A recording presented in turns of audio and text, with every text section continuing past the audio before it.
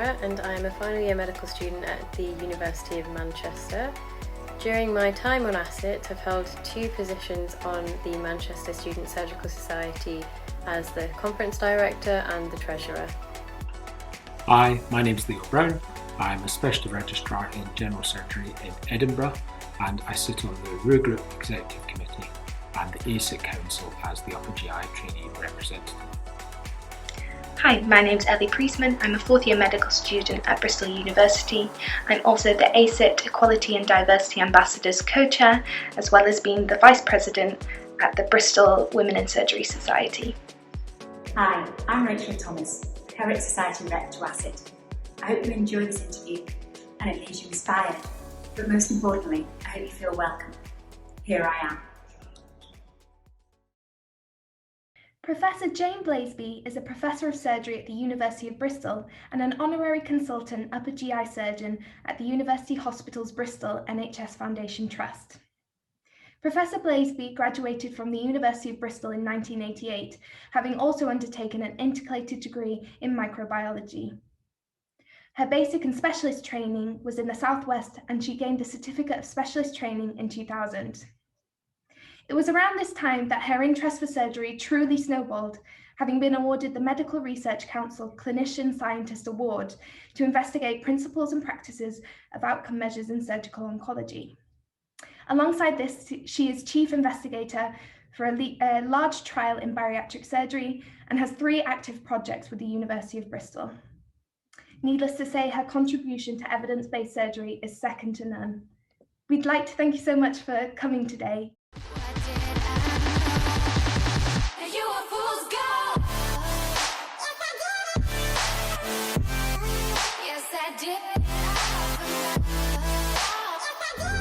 Yet, here you are. It's an honour to meet and talk to you today, Professor Blazeby. So to begin with, as we're aiming to highlight the faces of surgery, I'd like to start off with a few questions about you as a person. So the first one is, could you take us through your morning routine? I'd imagine it might have changed a bit through COVID and the pandemic. So I'm an early bird. I love the early morning. I get up about 6 or just before 6. I've always done that. And drink lots of Earl Grey tea. And over the last 3 years, I've now started spending about an hour or maybe an hour and a half doing yoga and mindfulness first thing in the morning. And then I start work about 7:30. I used to go straight to work at 6:10 and start work at 6:45, but I've added in a bit of space in the morning now. And now because I'm working from home during the pandemic, because I've stopped clinical work, I then just sit down at the computer and start work. Sounds quite peaceful. A very nice way to start off the day and set you up in preparation for it. So the question that we follow on with is, where did you grow up in the UK? Yeah, I grew up in the southwest in Salcombe, which is a really beautiful village on the coast in Devon. What was life like while you were growing up there? Well, I came from a family that was, I'm one of 4. I'm the second child of 4 children, and there's my older brother who's exactly 1 year older than me, and then I've got a twin brother and sister just a year and a half younger than me. So that's 2.5 years between the 4 of us. So I grew up in a very competitive world because we were all the same age essentially, and it was very good fun, that aspect of it. And Salcombe's beautiful, and we sailed and we swam, and I enjoyed walking on Dartmoor. So lots of really positive things. We went to the local school.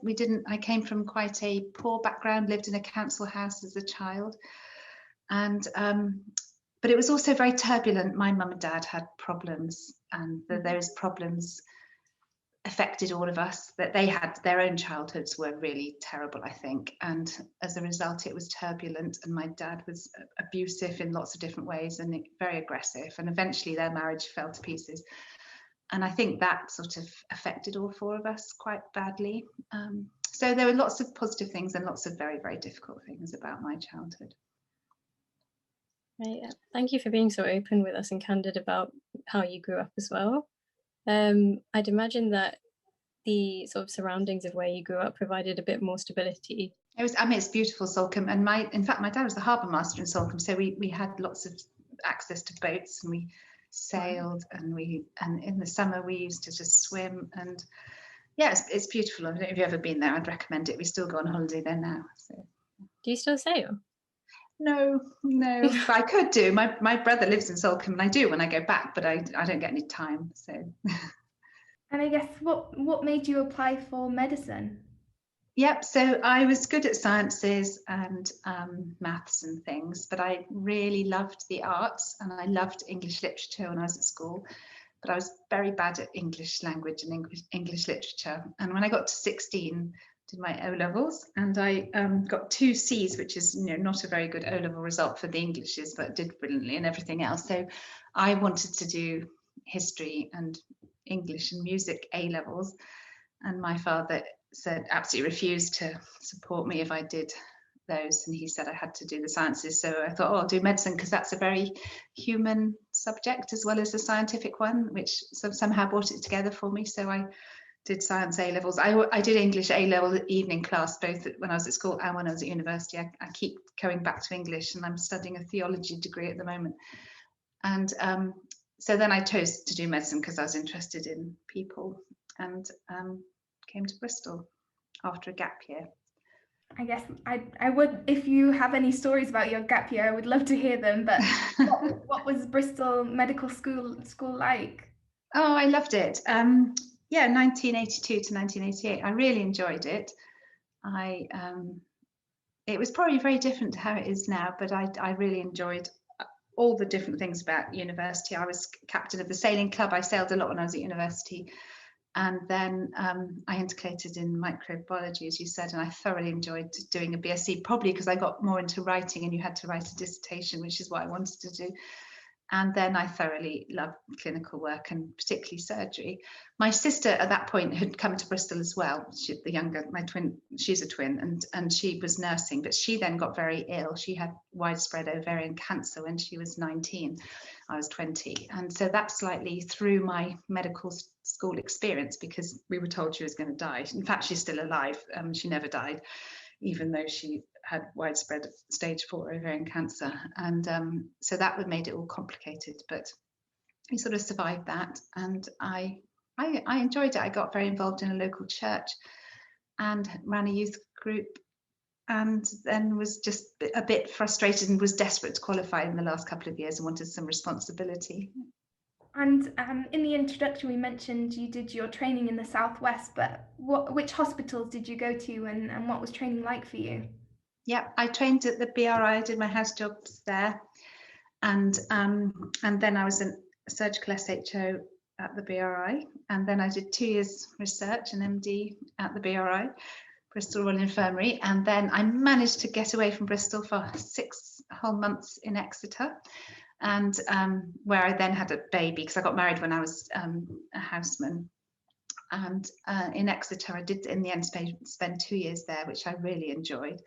And then I came back to Bristol and worked in Southmead in North Bristol, and then I spent the rest of my training in the BRI again. So I've basically been very Southwest trained, which has advantages in that you know everybody and you know how it all works, which is a smooth social kind of setting. However, there are obviously disadvantages because you don't experience different ways of doing things. But I was perfectly happy. And then I got this big grant just as I CCT'd. So I then became a consultant senior lecturer in the BRI. So I did the whole thing all the way through, really, in Bristol. So when I speak to Switchboard now, they still remember me as a junior doctor sometimes, I think. And many of the staff at the BRI I've worked with for 30 years, I like that. But some people wouldn't. So, yeah. And I guess talking about your consultancy, what was the first week as a consultant like for you? Do you know, I can't remember it at all, which makes me think it wasn't stressful, because you remember things that are stressful. I have no recollection of it whatsoever.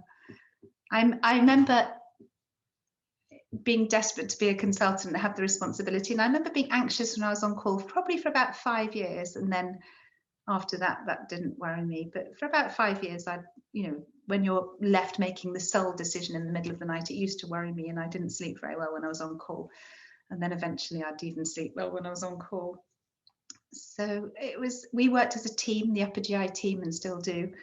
And I think we're very supportive. So if there was any problems at all, we just ring each other. Consultants would ring each other, and if necessary, in the middle of the night. That doesn't happen at all, hardly. But I think it's such a supportive team that I didn't have any concerns at all, which is interesting when you look back. But I think that's how it should be when you first start work as a consultant. It's essential that you know you can still talk to your colleagues.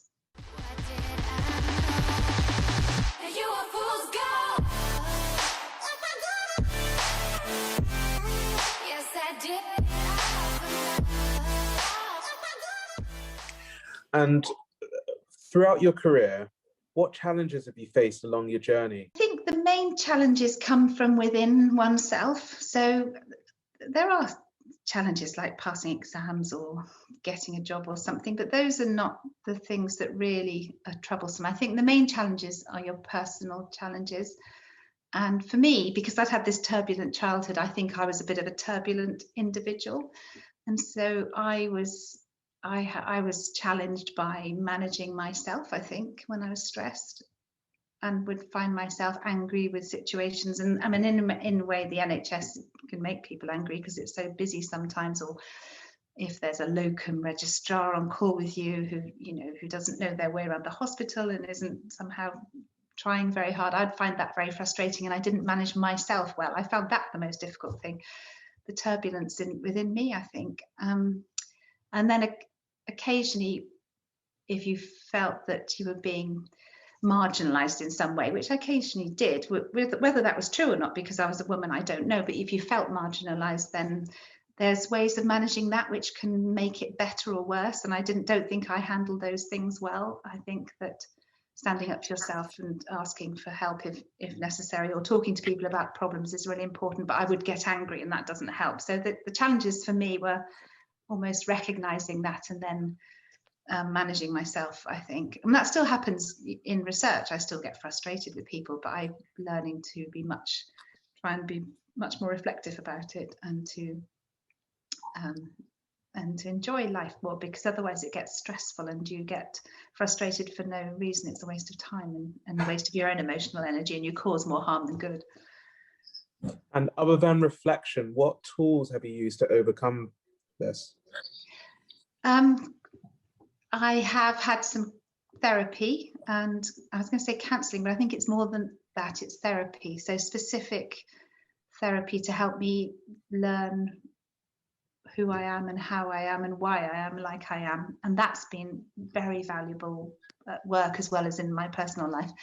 Incredibly valuable, because once you understand yourself, you can also understand other people better. And if you can understand things from their perspective, then that's half the battle. And then you can help everybody, really, as you realize what your reaction to something is that's not appropriate, then you can respond much better. And when you see other people reacting in perhaps a childish way, you can take a step back rather than reacting to them, which you see that happening all the time in healthcare and in stressful situations.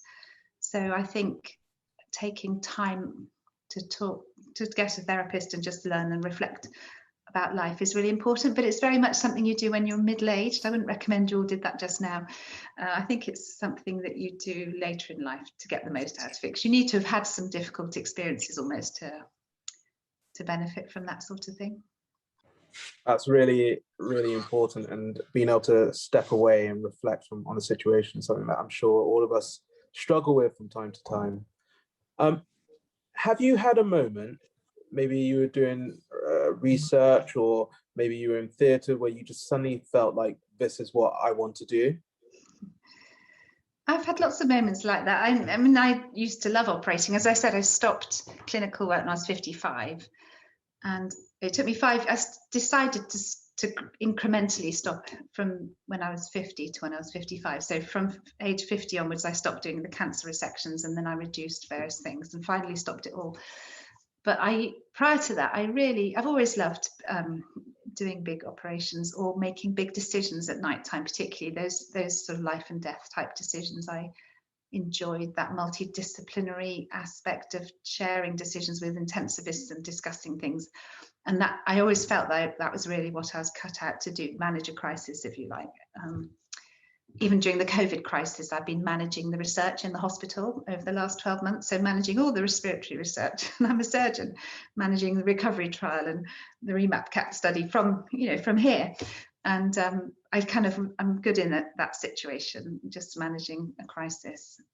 But also in terms of research, there's been lots of times when you feel as if there's a flood of ideas and you know that's the way forward. You just know that's the right new idea to do something, and it's almost as if it's downloaded, and it feels great. And you need to be in the right mind for that, and you need to have done the donkey work and the thinking and the chatting and the reading and the preparing, but then you have moments where you think, oh, this is just the right thing to do, and it's exciting, yeah, and it works.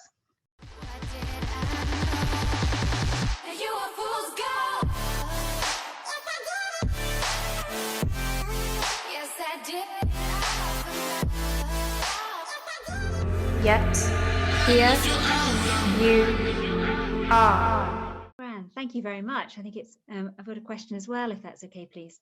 So one of the questions I'd like to ask is, if you could go back in time, what would you say to yourself to inspire you or motivate yourself to where you are currently? I know, just a small question. I don't think I ever needed to be motivated. So I would, if anything, I would say to be less motivated. So that was my problem, that I was too driven.